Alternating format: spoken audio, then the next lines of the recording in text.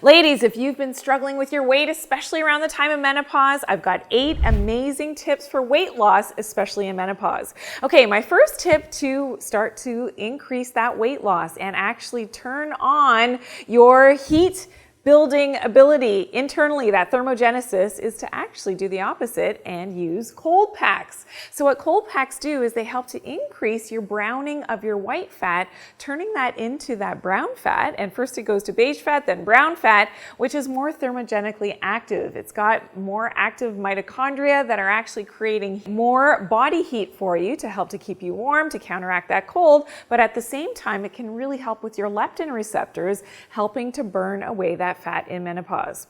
Okay, tip number 2 of the 8 is to eat a big breakfast. Now this ties back into our circadian biology. Eating a good healthy breakfast and aiming for at least 50 grams of protein is going to help to keep you satiated throughout the day, but also that protein is going to help to kickstart your metabolism for the day. It also helps to regulate your leptin signaling. Remember, tying back to the light and dark cycle of the day, you've got to have that good healthy breakfast as the day breaks, so as the sun is coming up, to help to stimulate your proper biology as that's related to your circadian rhythms.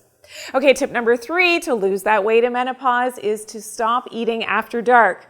So ideally, after the sun has set, you are not taking in any more calories. This is really important, again, for your leptin receptors and for the proper secretion and signaling of your leptin to your brain to let your body know that you've got enough fat on your body to start utilizing that extra body fat that you may be holding on to help to lose that weight. Okay, tip number 4 is to always eat your breakfast within 1 hour of waking, and ideally as close to that sunrise as possible. You have a small window of opportunity before you see the UVA, and you can use different apps that will show you when the UVA is actually rising, like for instance the circadian app, which I love. So between sunrise and your UVA rise, this is when you want to eat your breakfast. And this is really important because, again, based on your circadian biology, your leptin signaling, this is going to stimulate your metabolism for the day to help to access that extra body fat that you may be holding on to. Okay, tip number 5 is to stop snacking. So as much as you may have heard that it's good to eat and keep your metabolism going throughout the day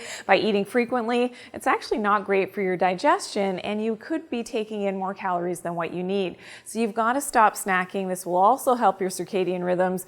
Eating 2, maybe 3 meals per day at regular time intervals when the sun is up is going to be the best way to access that extra body fat that you're trying to burn off, especially in menopause. Okay, tip number 6 is to exercise. So not too much cardio. So especially when you're trying to fix your leptin resistance at the beginning, you don't want to overdo it with doing too much cardio because that's going to spike your cortisol levels, that stress response in the body. Not a great thing when you're trying to balance those hormones, and especially your insulin secretion and your cortisol levels and your leptin levels as well. So not overdoing it with the cardio. A light walk is great. Yoga. Lifting heavy weights, though, is not a bad thing because we know that as we're aging, we're losing our muscle mass, especially for women. So maintaining some of that good muscle mass is and usually does require lifting some heavy things. So get into some resistance training or even body weight training, and doing some more natural movements is something that I love as well to help to maintain your muscle mass. And the more muscle you have, the more thermogenically active you are as well to help to burn off that extra fat. Okay, tip number 7 is to get more natural sunlight exposure. So this is going to be really important in terms of the proper metabolism of all of your hormones, helps with your regular metabolism of your gut microbiome as well to help to break down your food. And all of our cells in our body are regulated by a clock mechanism, which is regulated by the light and dark of the day. So making sure that you're getting more natural sunlight, less artificial light, which means and requires that you spend more time outdoors.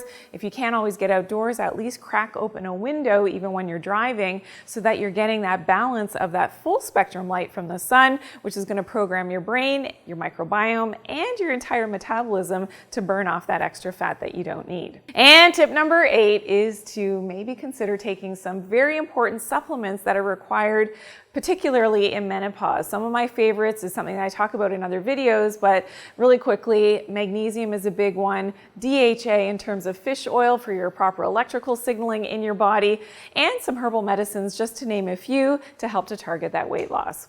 Now, for how to get out into the sun and how to do it in a safe way, I do have another video that I want you to check out, 6 safe sun exposure tips. I'll see you there.